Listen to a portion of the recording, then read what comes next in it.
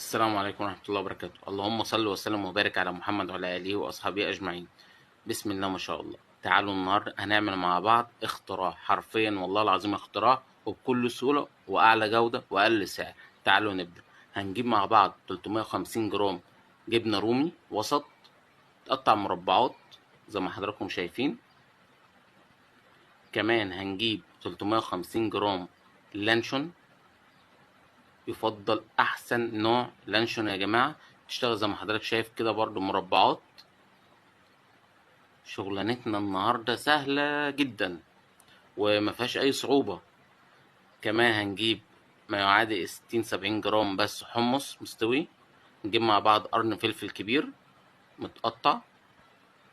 كمان هنجيب كابوتشايه صغيره.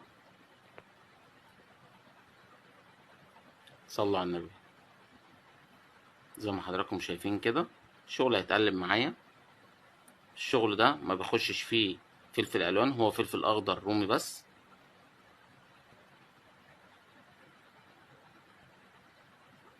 كمان معانا ليمونه،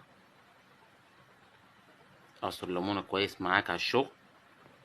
الصنف ده يا جماعه بجد والله العظيم اختراع، واللي هيعمله هيدعيلي اكيد ان شاء الله. كمان هتجيب نص حزمه بقدونس الصغيره، طبعا هتتقطع زي ما حضراتكم كنتوا شايفين.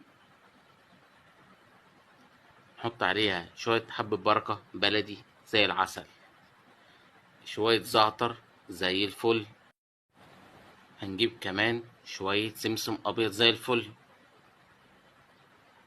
شوية دقة زعتر. ده السر يا جماعة والله العظيم، ده السر. دقة الزعتر وحلاوتها والتست اللي بتعمله معاك في السلطة، وحياة ربنا خطير جدا جدا. تحط بقى عليه شوية زيت زيتون إذا أمكن، ماشي، مش موجود اشتغل يا باشا بزيت ذرة، هو كده في الحالتين غالي برضه. الفكرة يا جماعة في موضوع زيت الذرة أو زيت عباد، هو جودة أكيد، بجانب كمان السعر، بجانب النقطة الأهم إن هو ما بيجمدش معاك في التلاجة. شوية بقى دبس رمان يا جماعة، وارمي يا باشا عليه كده من وش، بس ما تزودش زي ما حضرتك شايف كده، شوية صغيرين خالص ما يعادل معلقة كبيرة من بتاعة السندوتش أو بتاعة السلطات اللي احنا نستخدمها في شغلنا. وسمي الله وقلب. قلب يا باشا بقلب جامد وما يهمكش. اي صنف يا جماعه احنا بنصوره بنطلع نقدمه لحضراتكم، اشتغلنا عليه مره واتنين وتلاته ومليون، واشتغلنا فيه في اكتر من مكان مع اكتر من مستوى، عشان نعرف راي الناس يا جماعه كلها. قبل كل ده احنا بنعمل شغلنا في مكاننا، ناخد راي الناس متخصصه عشان نطلع باعلى جوده. كمان بقى حبه ملح صغيرين ما يعادل ربع معلقه ملح، وقلب يا باشا شغلك وحاجه زي الفل. بسم الله ما شاء الله، بألف هنا وشفا. سوي شغلك يا باشا.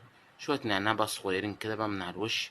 هو السرفيز يا جماعة مش محتاج ان هو يتجرنش اصلا، بسم الله ما شاء الله. يعني انا مستني رأيكم تحت في التعليقات في الصنف ده ايه، او شكله هيبقى شكله عامل ازاي يا جماعة. والله العظيم حاجة في منتهى الروعة. قلب يا باشا وشوية سمسم، وفي اخر الفيديو متنسوش تصلوا على النبي.